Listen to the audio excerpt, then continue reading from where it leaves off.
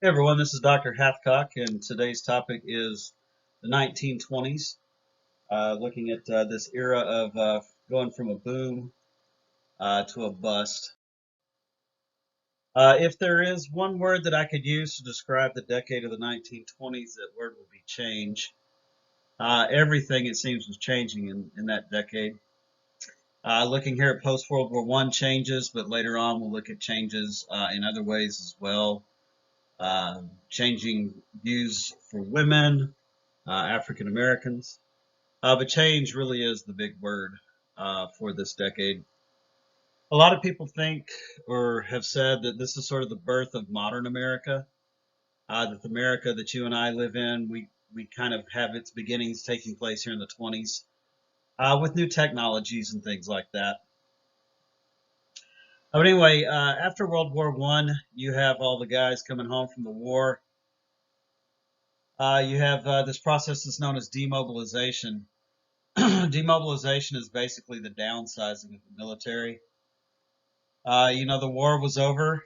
There was no need to have that many guys in uniform. Also, armies are expensive, so we didn't want to take up a lot of taxpayer dollars. So yeah, there's this demobilization as the army is downsized. So what you had is a lot of guys coming back home and getting their medals and their parades, but also looking for work. And there was this real fear that the economy was going to take a hit in the 1920s, that there would be massive unemployment, that there could possibly be a recession, maybe a depression taking place. Also, with the demobilization of the military, that meant there was really no longer a need for all that factory work, for people working in factories making artillery, bullets, canning beans, all the things the military would use. So you got layoffs because there's no longer wartime material needed. And then you got all these guys coming home who are going to be looking for work. So there really was this fear that the economy was going to tank in the early 1920s. But really, as it happens, those guys coming home from the war, they kind of fit perfectly in to this new emerging economy that would happen. You would have all these new inventions. The automobile would really become a huge player. Now, the automobile had been invented before the 1920s, but during this decade, it just takes off. Automobile sales go through the roof. So there's all these new industries, these growing industries that needed workers, and instead of it being a bad economy in the 1920s, it was actually a very strong and sound economy for most of the 1920s. We'll talk about it all falling apart in the latter part of the decade later on as we go. But this really was an era of peace and prosperity. The Great War was over. Americans felt like Europe's problems didn't necessarily have to be ours. And yeah, America had money, peace, prosperity. The good times were rolling in the 1920s. It really was a party decade, if ever we've ever had a party decade. Just a sort of like a, what about me generation that emerged there in the 1920s for sure. One guy who sort of epitomizes America in the 1920s is Warren Harding. Uh, Warren G. Harding. He's the gentleman you see here pictured. He's going to win the presidential election in 1920, be sworn in as president in 1921. And for better or worse, Harding really does represent America in the 1920s. First of all, he's a Republican president, and the Republican Party comes back with a vengeance in this decade. They're going to control the White House. The three major presidents of this decade will all be Republicans. They'll have the majorities in the Congress.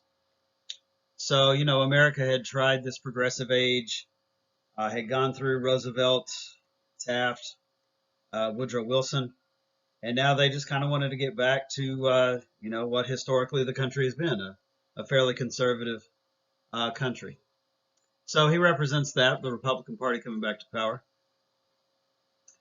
Let's see. He also, where to start? Okay, well, let's do this. So he liked to drink alcohol. He liked whiskey. I'm not saying he was an alcoholic, but he did enjoy a drink. And at this time, we're in the age of prohibition.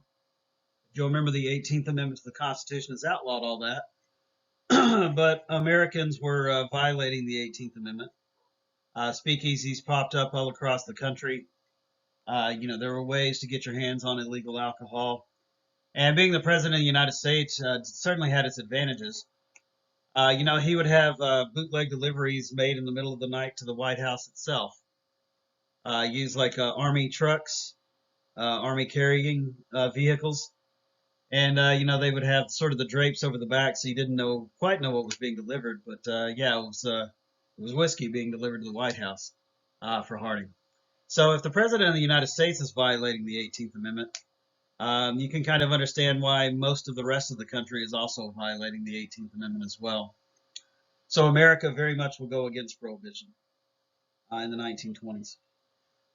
He, let's see. So he had a bit of a reputation as a ladies' man.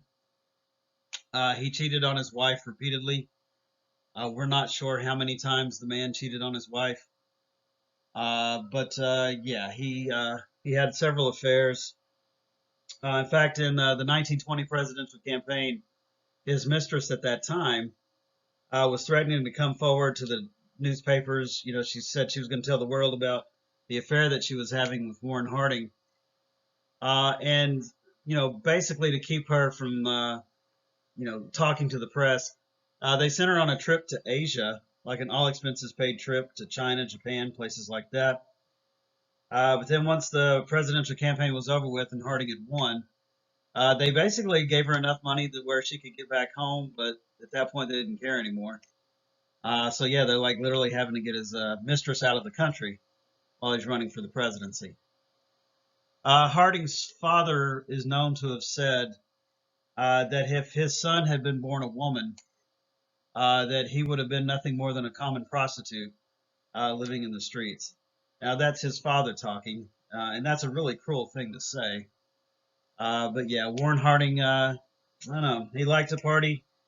He was having extramarital affairs. And in the 20s, morals are relaxing, times are changing, and you're seeing sort of this, these extramarital affairs that are taking place there in the 1920s. Okay, so for better or worse, in so many ways, Warren Harding does represent America in the 1920s. But keep note of that word change. There's so many things changing in the 1920s. Okay, in this decade, you start to see the growth of something called consumerism. Consumerism is this idea of me, you, everyone buying like the latest thing, gadget, gizmo, whatever it is. It's about us feeling like if we don't have a certain product, then somehow our lives are not complete. We're not cool, we're not hip, whatever it might be. And you really started to see consumerism take off in the 1920s. So consumerism is about advertisement more than anything else. And you start to see these mass marketing agencies pop up in the 1920s. Mass marketing, their whole job, their whole point is to get you to buy product X, like whatever it is. And these mass marketing campaigns in the 1920s, they really were in so many ways new.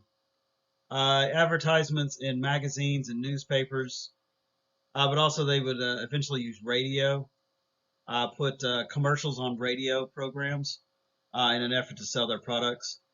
So yeah, you start to see these mass marketing campaigns rise. And again, it's all about putting a hook in you and convincing you that you have to have this product, whatever it might be.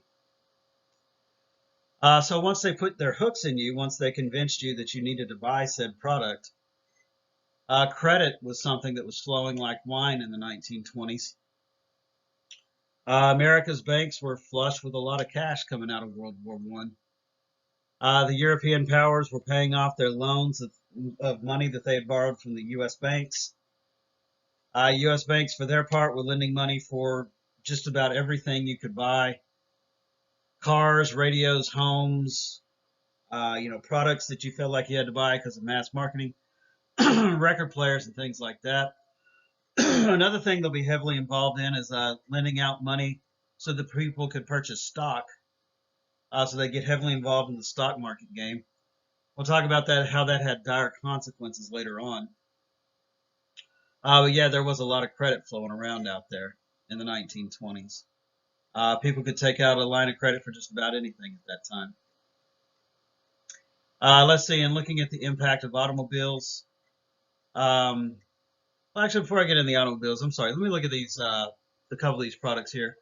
So yeah, you have like a lot more homes have access to electricity in the 1920s, and in big cities in particular, you start to see things like central heat and air. With electricity, you start to see radios popping up in people's homes. We'll talk a little bit more about radios here in just a little bit. Also, there's the phonographic record. You can see there on the bottom left-hand side. The advertisement says, "How did they all get in there?" That was something really new in the 1920s, that if you wanted to listen to music, like you didn't have to get all dressed up and go to a club or a concert or something like that. You could literally just sit on your couch in your pajamas and listen to a band play music. So yeah, phonographic records were something new in the 20s as well. Okay, but now looking at the impact of automobiles, the car literally and figuratively drove the economy of the 1920s. Everything about the automobile just brings about prosperity, wealth, new jobs, you name it, it brought it. And so looking at how it fueled economic growth, you can see there on the bottom right-hand side of the slide, that's a Model T. Its nickname was the Tin Lizzie. And the Model T was the car of its age. Mr. Henry Ford, who owned the Ford Motor Company, the inventor of the Model T, he said that the Model T came in two colors. He said you could either get it in black or a darker shade of black. And that car really was the car of its age. It sold in the 20s. It continued to sell even on into the early 30s. And what it represents more than anything is like an affordable automobile. Again, there had been cars before this decade, cars before the 1920s, but they were something that rich people could own, maybe upper middle class people could possibly buy. But then in the 1920s, you get into this age of mass production of the assembly line. Mr. Ford can make these cars faster, cheaper than he ever has before. And so, yeah, that's why you see car sales take off in the 20s, is because they can now sell them cheaper than they ever have before. It became something that middle class Americans could purchase in the 1920s. You can see that whole family sitting there in that Model T. Okay, so in looking at just how it grew the economy, related businesses, all of that stuff, you think about just what it takes to make a car itself. It needs steel. So the steel plants across America are getting more orders. They need more steel produced. So that's a job that somebody coming home from World War I could get. I was working at a steel plant. Let's see, they need rubber for the tires and the hoses and things like that. So rubber plants across America are hiring more people to make tires and things. You need glass for windshields and things like that. So people who make glass in America are hiring more workers to produce more glass to fill more orders. But that really just kind of scratches the surface of what this thing meant. They don't run on air. I wish they did. They don't. So all across America, the gas industry takes off. You got to have people who can, turn oil into gasoline. You have to have gas stations where people can pull in and, they fill up the car with gas. Oil changes, that needs oil too. So yeah, all those types of things. Gas stations, the gas industry, oil industry gets a huge boost from the automobile. One of the biggest jobs that guys coming home from World War I got was being a mechanic. They'd go to a trade school, they'd figure out how a car worked, and they'd open up a garage, a mechanic shop somewhere in their hometown. So mechanics, guys who work on cars, guys who change oil, all of those are new jobs that are emerging there in the 1920s. Let's see, you might recall we talked about a Federal Highway Act previously. Those highways were still being built into the 1920s. So there's more work constructing roads and things like that for these cars. But then you think, okay, so now that you have a car, you can travel. And going on a vacation and traveling became a thing. So, like tourism, if you will. Uh, so, if you're going to go across the country, if you're going to travel, you're going to need a place to stay. What were called motels began to pop up across America. There were motor hotels or motels where families could afford to stay. You start to see more. I can't really call it a fast food industry emerge. That's not really till the 1950s, but more like roadside diners, places where people could grab a bite to eat as they traveled. So motels, diners, things like that. Those get a huge boost. Those start hiring more people. Something that's as simple and crazy as national parks. They started to get more money. They needed to hire more people to work in the national parks because people would travel, and go to national parks. So just the car and everything about the car drove all this change. Now you think about owning an automobile and how freeing that is. It really is liberating. And now that, say, Dad owns a Model T, the family doesn't have to live in New York anymore. They don't have to live like, I don't know, half a mile away from the factory. Dad doesn't have to walk to the factory anymore. Now he's got a Model T. The family can move outside of downtown New York. You can move out to these other smaller towns. And with that, you started to see the rise of more housing. People started to buy homes in the 1920s. Neighborhoods were popping up, new communities were popping up as people used Model Ts to go to and from work. In the highways that were being built to go to and from work, you start to see the housing industry really take a big boom in the 1920s. And then just looking at that, you walk into a new house. Immediately you're thinking, okay, so I need a couch over here. I need, furniture over here. I'm going to get a new bed. I'm going to get a stove for over here. So, just think of all the things you have to buy to start your house out. All the things you need with a home. So that's putting a lot of things on some smaller shoulders, but the car literally was the backbone of all the economic growth and prosperity of the 1920s. And if you look at the economy of the 1920s, it really is to this date like the third greatest decade of economic prosperity that America has ever enjoyed. The 1990s and the 1950s so far are the only decades to eclipse it in terms of just economic prosperity. What happened here in the 20s? And this often happens when you have a product take off like this. Here in the 20s, it's the automobile. That's really going to fuel a lot of that economic growth and change. So, for most of the 1920s, the economy was very sound. Its growth was based on productivity and sales. But you'll see as we talk in the latter part of the decades, I'm sorry, in the latter part of that decade, the growth stopped being so much about productivity, and it was based on things that weren't real. But we'll talk about that as we go along. Okay, here in the 1920s, you also have this strange celebration of business culture in the United States. I know it seems kind of like a silly thing, but like, forever and a day when most people bought a newspaper, it was usually to read what was on the front page and the sports, maybe to do a crossword puzzle. But in the 1920s, when Americans were buying newspapers, they were looking at stock prices. They were looking at economic growth in the business section more than they were anything else. Seems kind of like a trivial thing, but it really sort of shows you where Americans were mentally in the 20s, and they were thinking about business, savings, economic growth, stuff like that. Everyone wanted to get rich in the 1920s. Who am I kidding? Everyone still wants to get rich even now in today's world. But in the 1920s, there was this real feeling that you could achieve this, that like this was something you could really get. Well, the government in the 1920s, which was Republican controlled, Republican Party came back again with a vengeance in this decade. It was very friendly to business. A lot of tax breaks, a lot of subsidies. Subsidy is like where the government just gives you money and says, "Hey, take that money and go do something good with it." Research, development, things like that.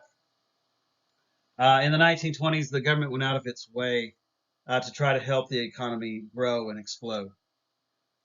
So yeah, the government is very friendly to business here in the 1920s. Another thing that sort of leads to this business culture is the assembly line.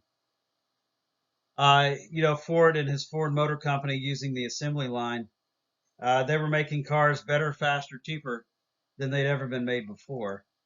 And that's really what the assembly line did for American manufacturing, is it allowed our companies to make things better, faster, and cheaper than they ever had before. Henry Ford said that before he switched over to the assembly line, it took about 24 hours worth of man labor to produce one car.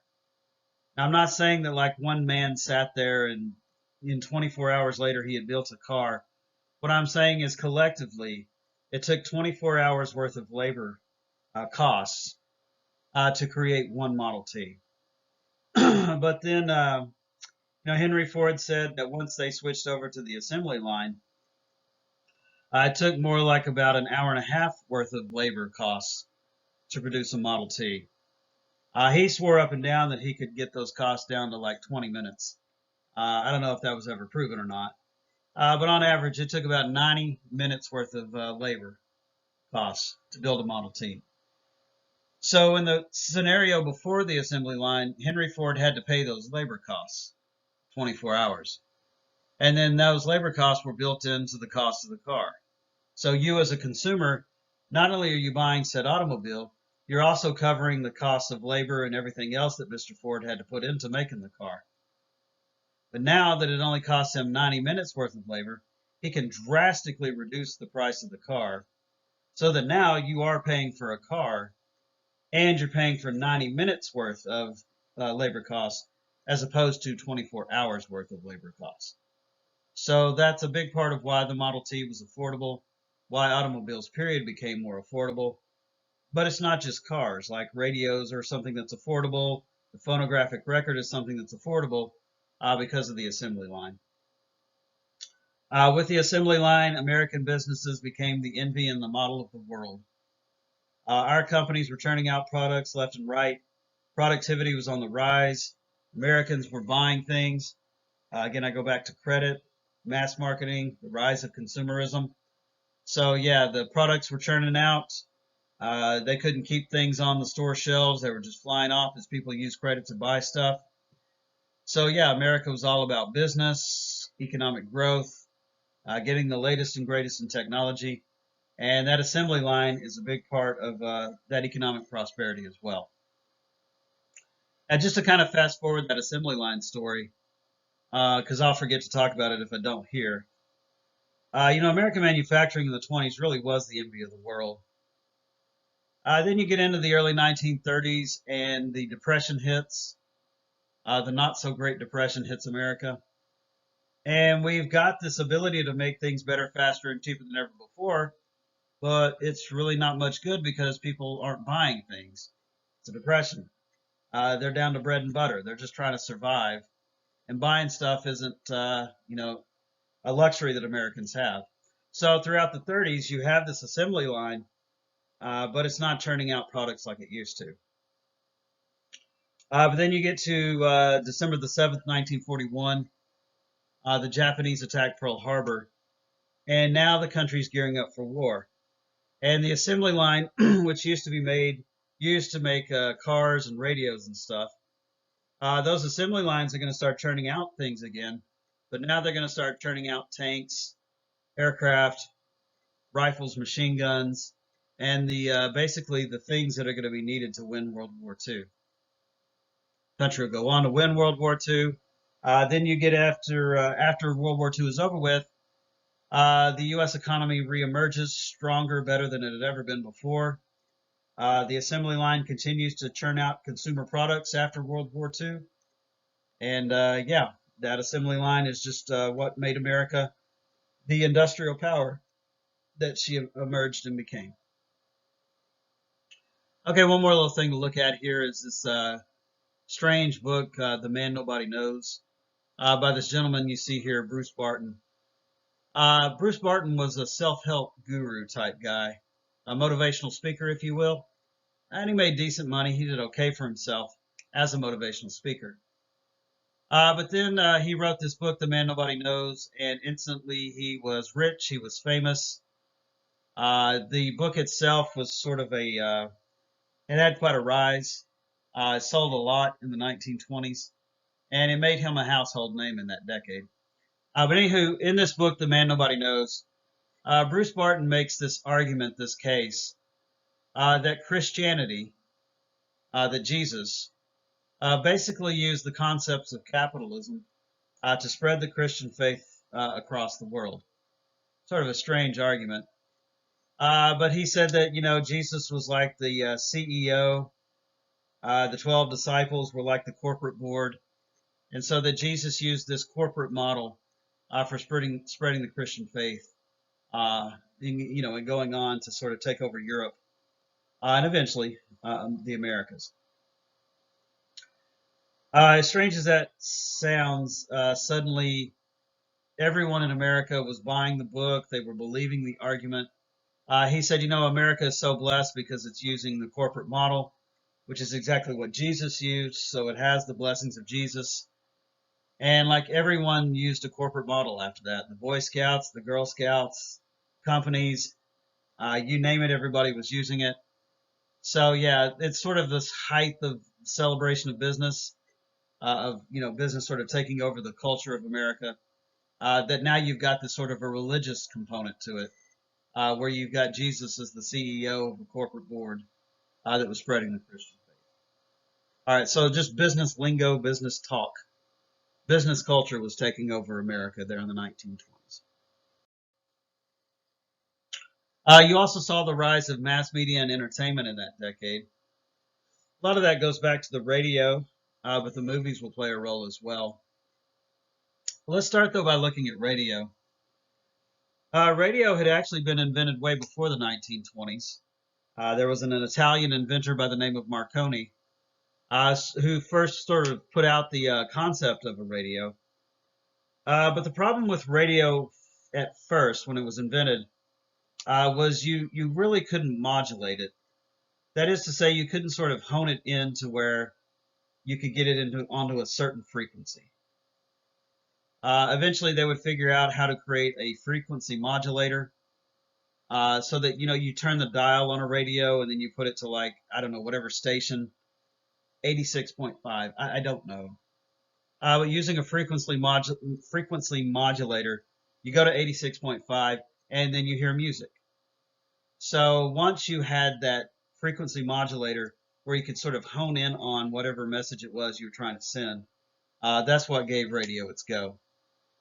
In World War I, radio played a big role as they would use it to broadcast orders to the front. If you think about World War I battlefields, you've got artillery barrages that would last a week or two. All that shrapnel flying around would cut their lines of communication because you could have wires. You could sort of like set up a telephone system where a general could pick up a phone and contact, say, a sergeant who's at the front and give him orders. But if you got shrapnel flying everywhere, it cuts your lines of communication. It cuts the wires. So radio was being used during World War I to sort of broadcast orders. Of course, those were coded messages that were sent out. But radio had been used in war very effectively. Now that the war is over with, companies began to emerge like RCA, who developed radio. Began using the assembly line. They mass-produced radios, and they sold a little bit okay at first.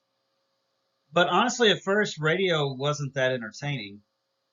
People would buy them. Excuse me. People would purchase a radio, but then it's like what your options to listen to, there weren't that many. And the kind of stuff they were putting out wasn't that entertaining. It tended to be the news, weather. It tended to be like lectures, like they'd have history professors come on and talk about the American Revolution. Um, and it just wasn't entertaining. It was rather dull. So the mass marketing agencies stepped into this whole situation, and they saw opportunity for growth. And ad agencies went to the radio stations and said, "Hey, look, what you're putting out sucks, and people are not tuning in. So how's about this idea? What if you guys come up with some entertaining program like, I don't know, we'll call it Buck Rogers in the 25th century.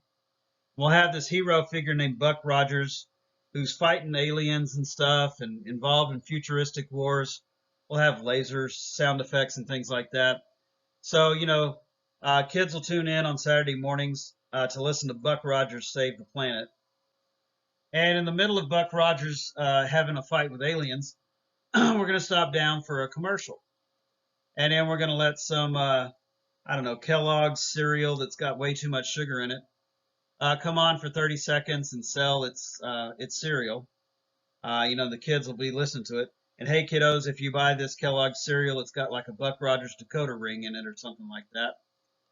And so they started to put in programming that kids would like to listen to, stuff that was just flat out entertaining. And not only did people start to tune in and listen to these entertaining radio programs, they also started to buy the products that were being advertised on these radio programs. So that the ad agency wins, the company's trying to sell its product wins, the radio station wins, and I guess to some extent you could say the American consumer won too, because they got to listen to more entertaining programming. Not to stop there with just going after the little kids on Saturday mornings. They figured they could get at dads too, and sporting events started being broadcast over the radio. You could listen to the Yankees game, the Red Sox game, for example.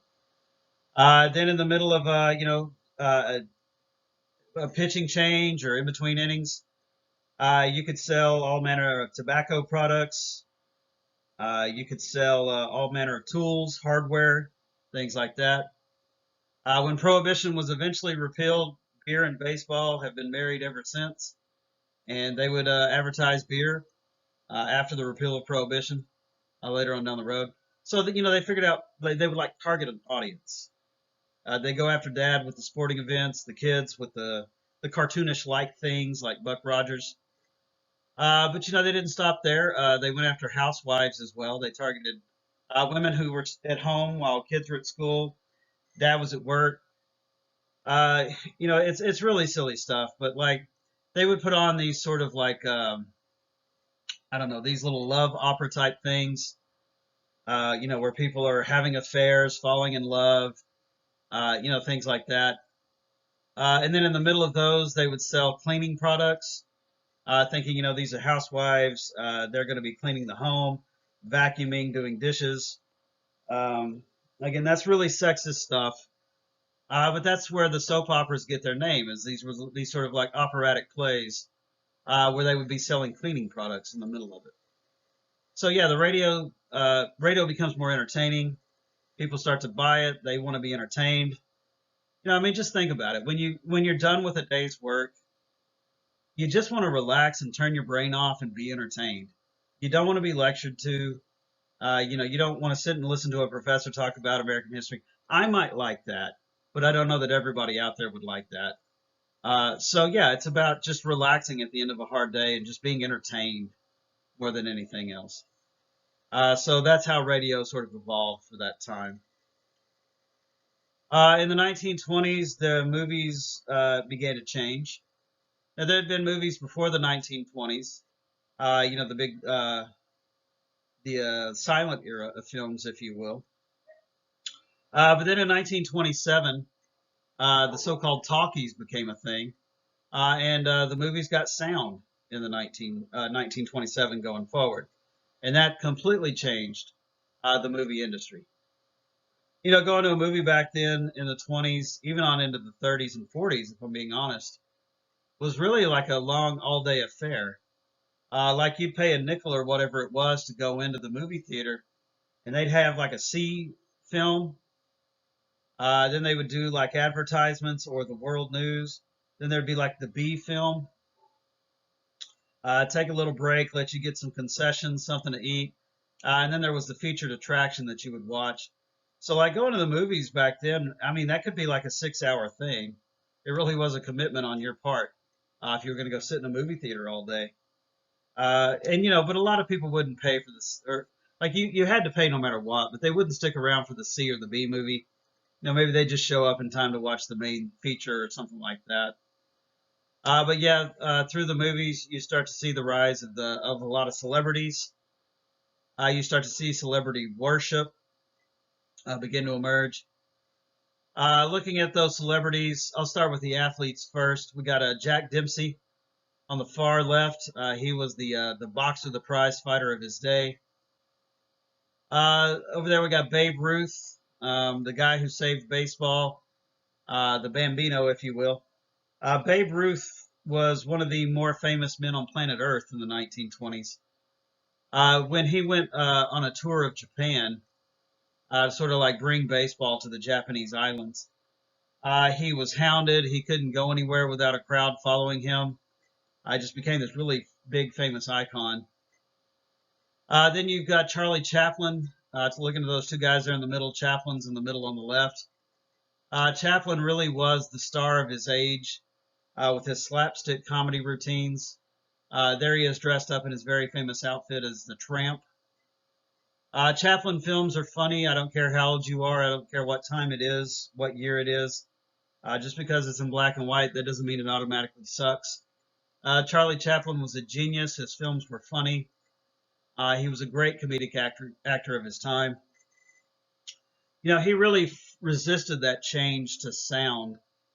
The silent era made him what he was, world famous, the big star of the screen. And he was really reluctant to go to make sound features. But, there in the early 1930s, he began to realize, okay, it's here to stay. It's not a fad. There will be sound in films. And really some of his better work comes in that sound era, which he was so resistant to change over to. Maybe his best film is a film entitled The Great Emperor, where he's poking fun at Hitler throughout the entire movie. I don't know why I always remember this factoid, but when World War II came to an end and the U.S. military was liberating Germany, they liberated what was called Hitler's Eagle's Nest, his headquarters, his bunker, if you will. And when the U.S. Army liberated the Eagle's Nest, they found that Hitler had his own private little movie theater. It wasn't a big theater, but it was a little room where he and his guys could watch movies. And they found that not only did Hitler have a copy of Chaplin's The Great Emperor, which again was poking fun of Hitler, they also found that it was the movie that Hitler and his guys watched the most. So they enjoyed, I guess, laughing at Chaplin making fun of Hitler there in that movie, The Great Emperor. Let's see. Then we got Rudolph Valentino there. Valentino was like I don't know, the main A-list actor of his time. This handsome fella who could be a lead figure, action movies, swashbuckling movies, things like that. Valentino was your guy. He and Chaplin actually were very good friends. Chaplin would go on to create United Artists, that film company, UA United Artists. But Valentino, he had done great work in the silent films, but when sound hit, it turns out he had kind of a high-pitched voice. It was a little more effeminate than directors would have liked. He continued to make a few more movies in the sound age, but his voice had to be dubbed over because he just didn't come across as like this strong, action adventure type guy because of his voice on film. I saved the guy on the right-hand side for last, Charles Lindbergh. He was also called Lucky Lindbergh. But you can see there's something behind him. It's called the Spirit of St. Louis. It's an airplane. And Charles Lindbergh is like this creation of the mass media.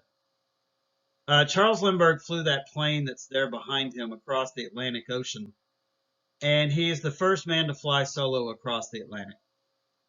Which honestly, it's important. It's a footnote in human history. It matters. You can watch these old films of him landing there in Paris, and they've got the lights on, and as soon as he lands, all these people come rushing out to greet him, and the newsreels are going. It really is a historic moment, but it didn't necessitate like what came after all of that. He really is one of those people who just becomes famous for the sake of fame, and it's kind of this worship of celebrity that I always like to point out. So like I don't know, he just became America's golden child. He would advertise for a lot of different companies. In the New York newspapers, they would write articles about like, okay, so the night before Lindbergh ate at restaurant A, he had spaghetti. The lady who sat across from him, she had, I don't know, lasagna. And it's kind of like, do I really need to know what this guy ate for dinner? Do I really need that to be in a New York newspaper? But it's that sort of stuff that's popping up here in the 20s. It's not enough just to say that, hey, Lindbergh was in a restaurant. Like, we want to know the details of their lives, how they dress, what they eat, how they act. And you start to see that kind of celebrity worship popping up there in the 1920s. It kind of reminds me of like in today's world, the Kardashians. It's like, why are they famous again? Um, you know. So, anyways, it's like the paparazzi. It's the, I don't know, being famous for the sake of being famous.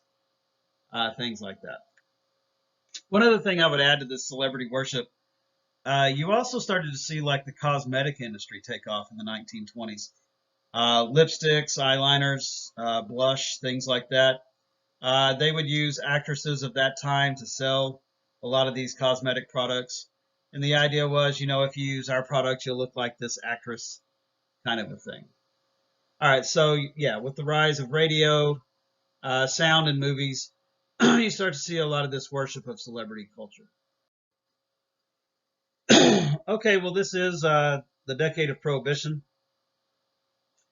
If you'll remember, the 18th Amendment to the Constitution made it illegal to have alcohol. You couldn't make it, sell it, have it. Alcohol was illegal, period.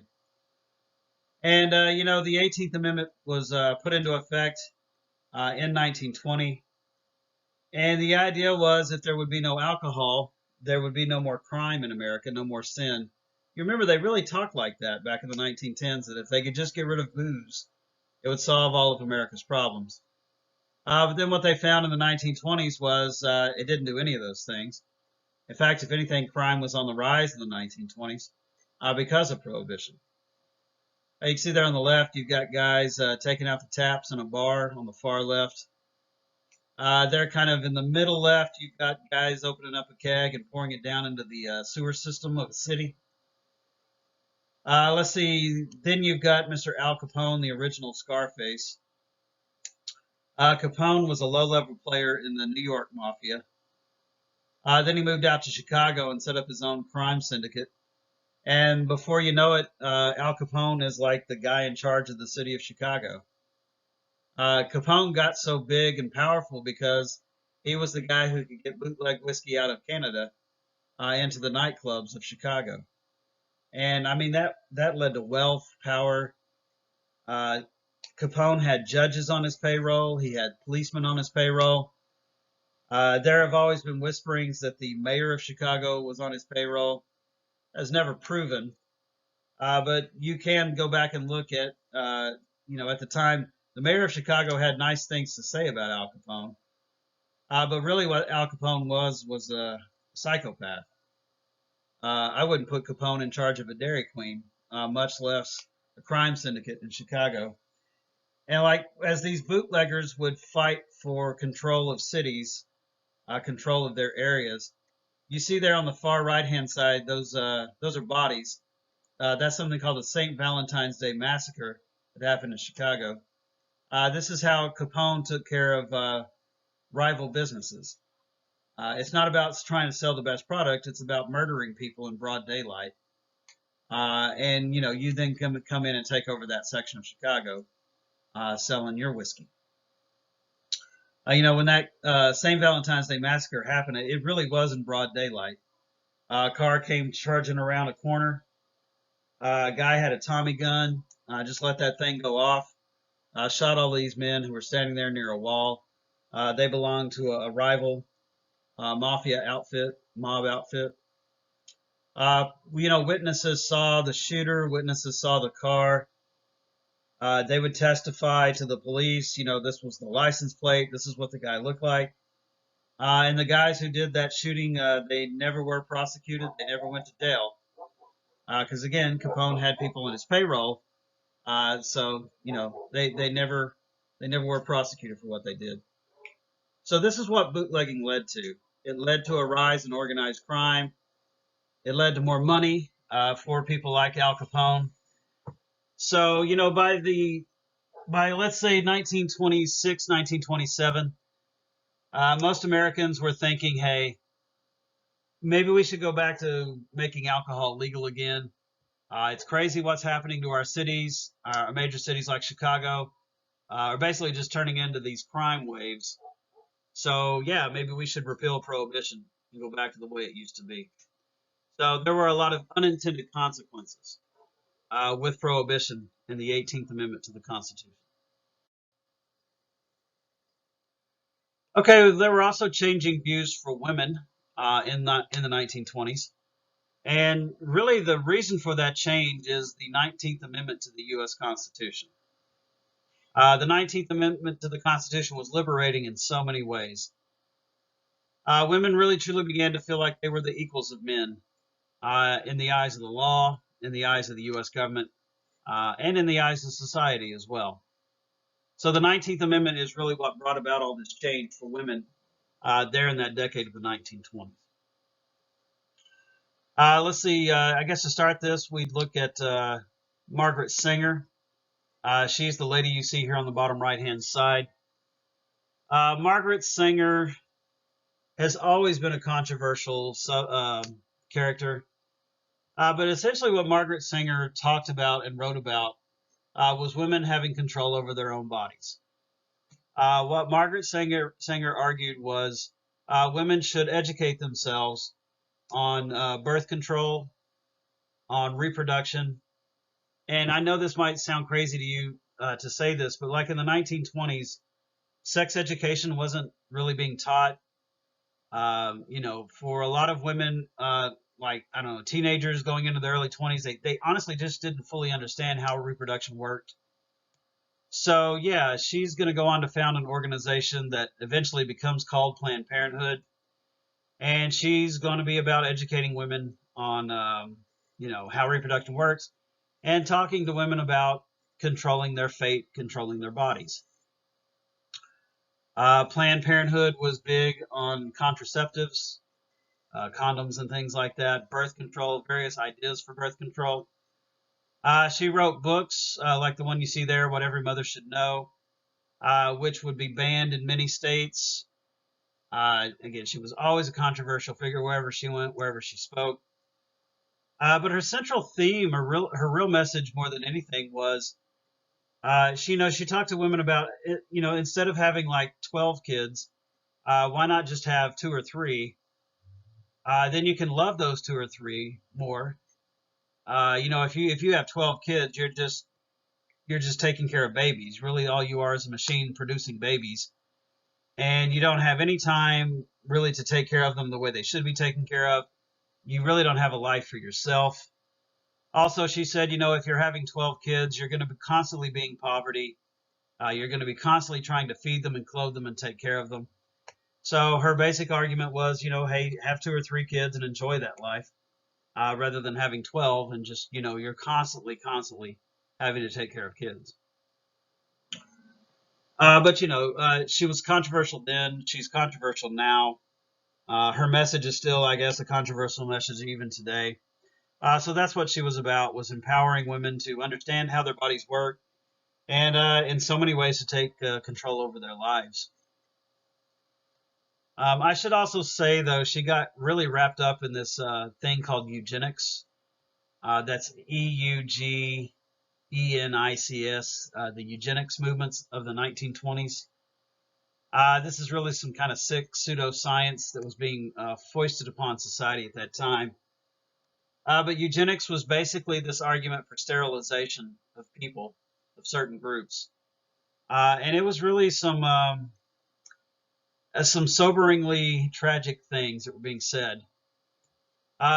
There were people who argued for the eugenics or the sterilization of those with mental handicaps, those with genetic disorders.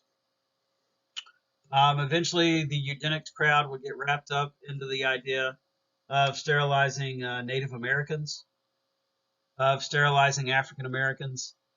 And it really was sick stuff that these people were putting out there, sort of this mass sterilization of groups of people.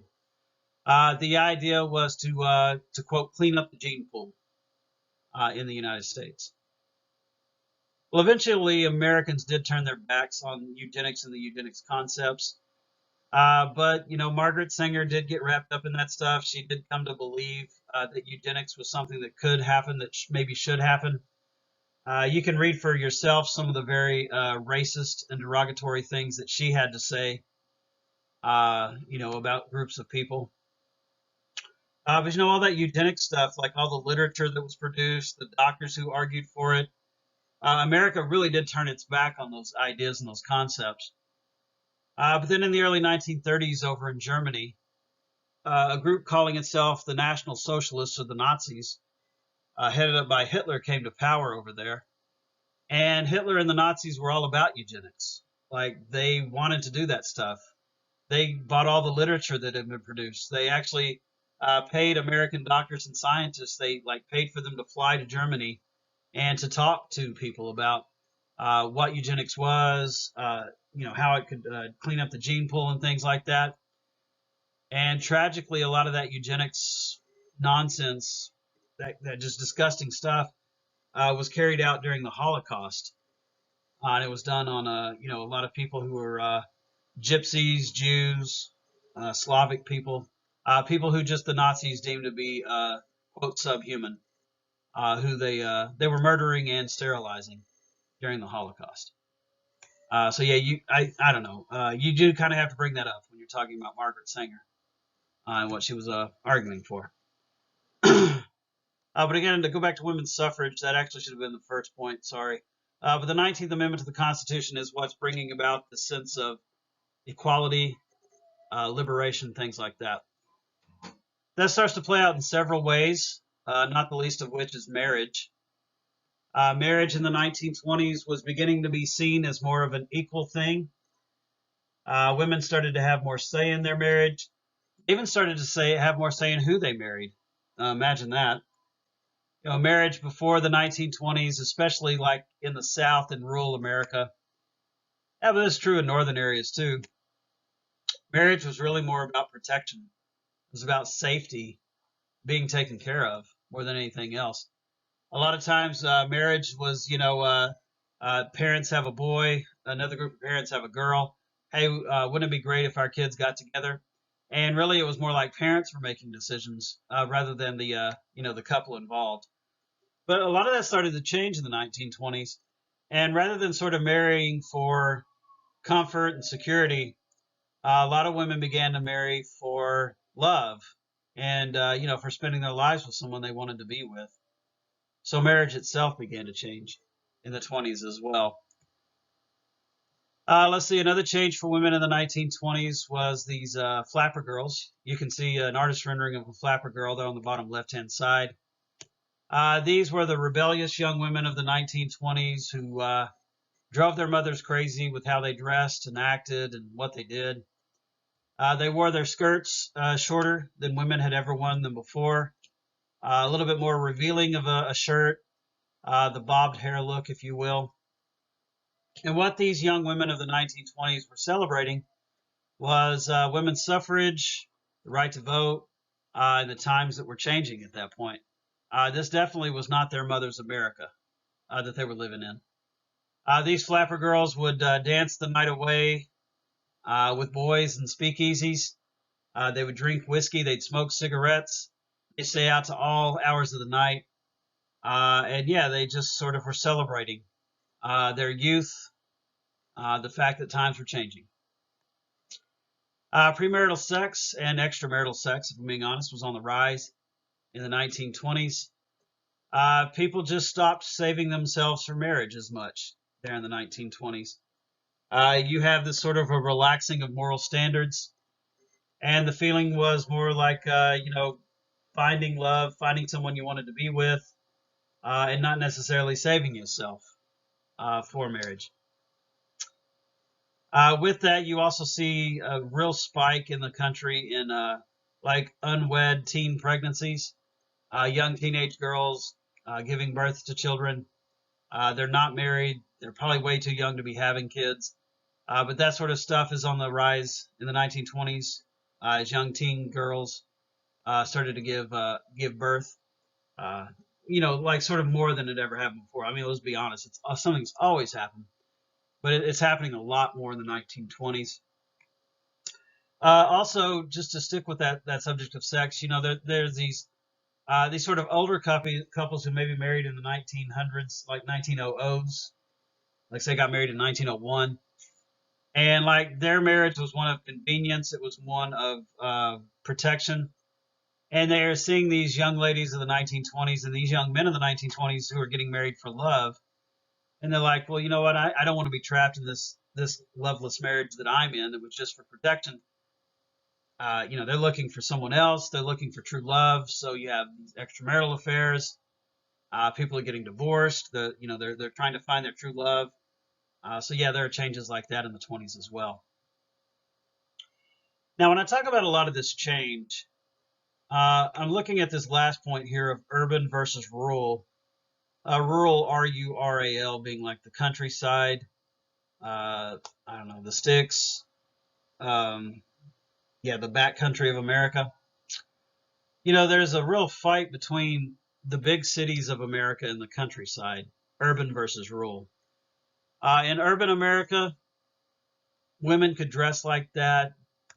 There really wasn't a problem with, this idea of premarital sex.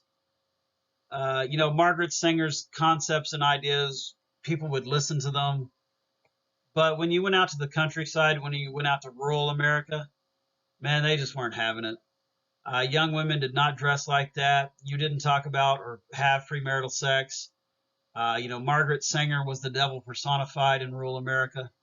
So urban America is really accepting of the changing views in every way, not just for women, but, we'll talk about here in a minute African Americans as well. So urban America was on board with a lot of that change.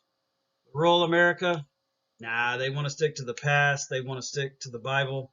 They want to stick to the things that they believe make America what it is, just sort of the old bedrocks and truths of society.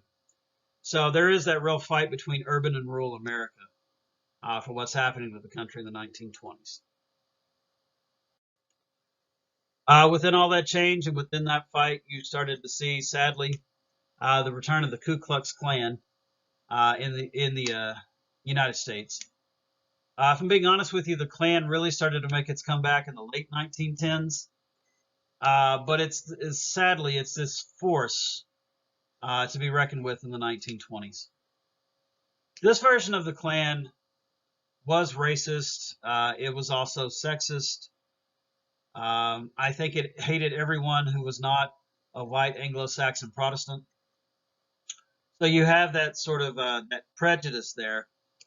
But really what this version of the Klan was about more than anything was a backlash, a very conservative backlash against what they saw as the ruin of America with all that change. What these people who joined the Klan were upset about was how women were dressing, how women were having premarital sex, and how African Americans were demanding their rights. So yeah, this was a very hate-filled organization that was sort of a backlash against all the change that was happening in America at the time. The KKK got this big commercial called Birth of a Nation. It was a big film that hit in the late 1910s by a fellow by the name of D.W. Griffith. But in The Birth of a Nation, it's a movie that's set in Reconstruction times, so like right after the U.S. Civil War. In the film, you have white actors putting on blackface and carrying out all manner of stereotypes of African Americans. But in the film, these these black-faced actors, so it's blackface. It's white actors putting on black makeup to make themselves look like African Americans. But in the film, they are the bad guys. They're kidnapping women. They're stealing. They're up to no good. They're doing all kinds of moral depravity. And in the movie, here comes the KKK. They're the good guys. They're saving white culture, white women.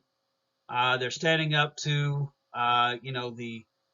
the marauding and stealing African Americans, and it really is a despicable film on so many levels. It's about as racist as a movie can get.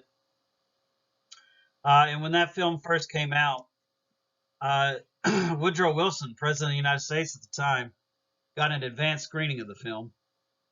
And it's really disgusting. Woodrow Wilson, after he watched the movie, he said that it was an amazing movie. He said it was great. And President Wilson said that he felt that it was the duty of every white American to go out and watch Birth of a Nation.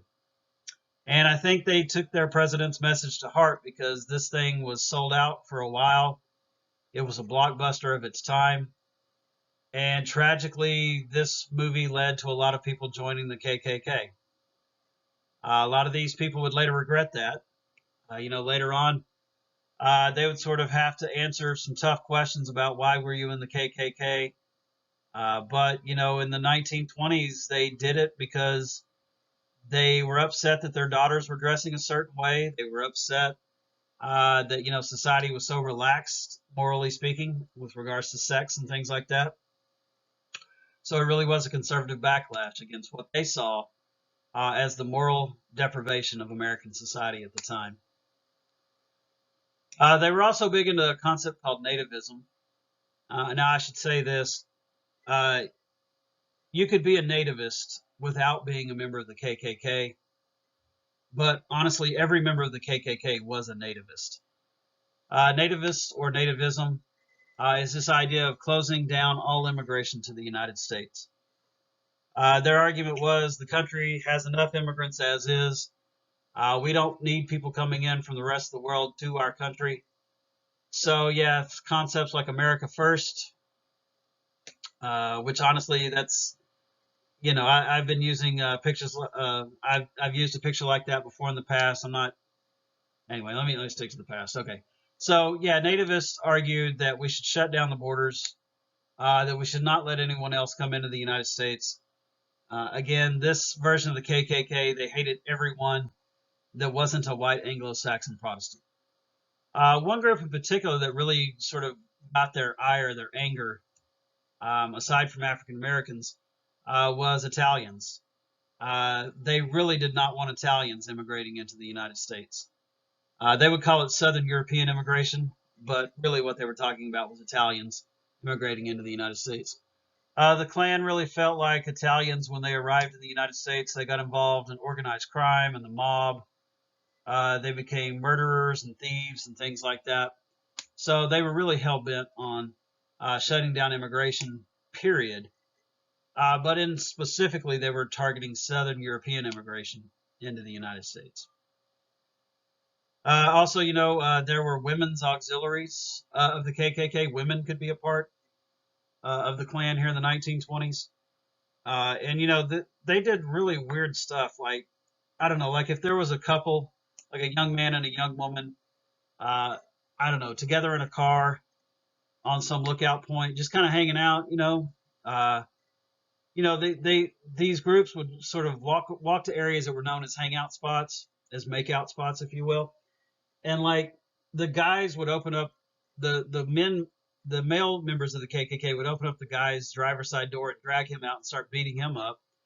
And then the women members of the KKK would go to the girl's side and drag her out of the car and start beating her up as well. All they were doing was sitting in a car at night together. And, that was seen as moral depravity, that you were out there like that in a car with somebody, making out and things like that. It's really wild and crazy. The kind of things that they did in carrying out this hardcore brand of hate that they had. Okay, so yeah, the key word is change. A lot of changes happening in the 1920s, and the KKK represents a conservative backlash against that change. They just simply do not like what's happening to America at that time. Okay, now looking at the Scopes monkey trial, this is about science and sort of changing views on science. It's also about sort of America coming to grips with a bit of a fight between religion and science. But okay, so to start out the Scopes monkey trial, in the 1920s, a lot of southern states, Tennessee in particular, started passing legislation that said you could not teach the theory of evolution in schools. It was mainly southern states that were passing those laws. Places like Mississippi, Alabama, Tennessee made it illegal to teach the theory of evolution to kids in school. There's one organization called the ACLU, the American Civil Liberties Union. They felt like that law was unconstitutional. They felt that that law should be challenged.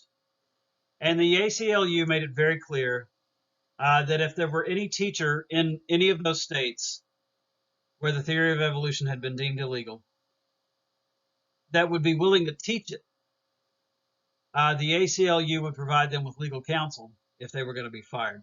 So what they're looking for is a teacher to go into the classroom and teach the theory of evolution, to push that, to just go with that. Then if they're arrested or, if they're fired for teaching the theory of evolution, the ACLU will provide them with a free lawyer, will fight that firing, arrest, whatever might happen. Because what the ACLU wants to do is they want to take that law off the books. They believe that you should be able to teach the theory of evolution, so they want to challenge those state laws that made it illegal.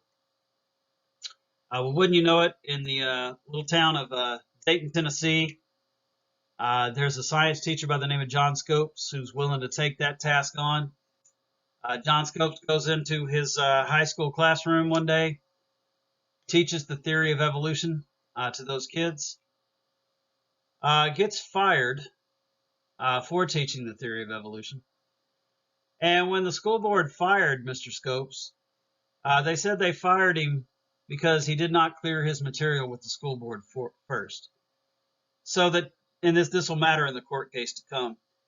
They said they didn't technically fire him for teaching the theory of evolution.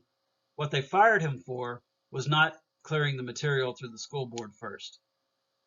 But let's be very real, they wouldn't have fired the man, but he taught the theory of evolution, which was deemed illegal by the state of Tennessee. All right, so Scopes gets fired. He's terminated. Contacts the ACLU and says, hey, I did it. You guys need to come through with your part of the proposal. So this fellow that you see on the far left is Clarence Darrow.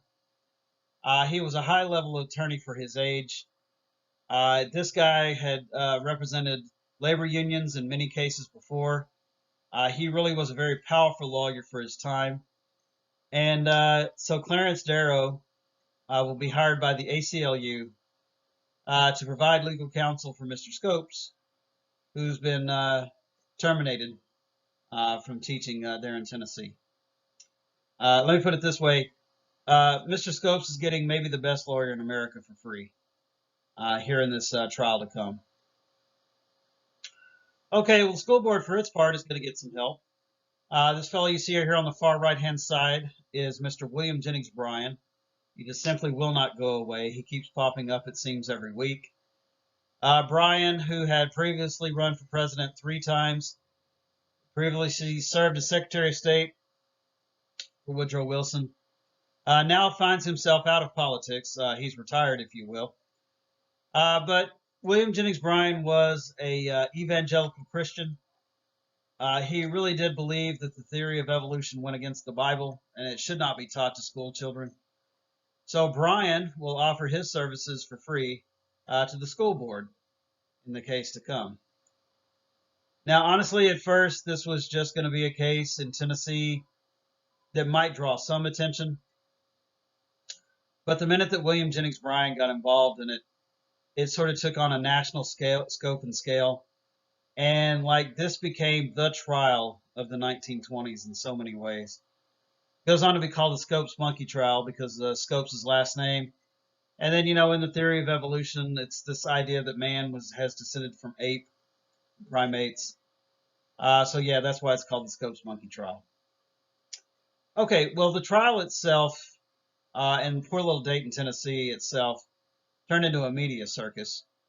All the radio broadcasting companies that were live at the time, like ABC, NBC, CBS, they showed up.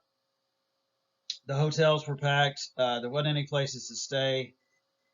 They carried the proceedings of this court case live on radio every day all across America.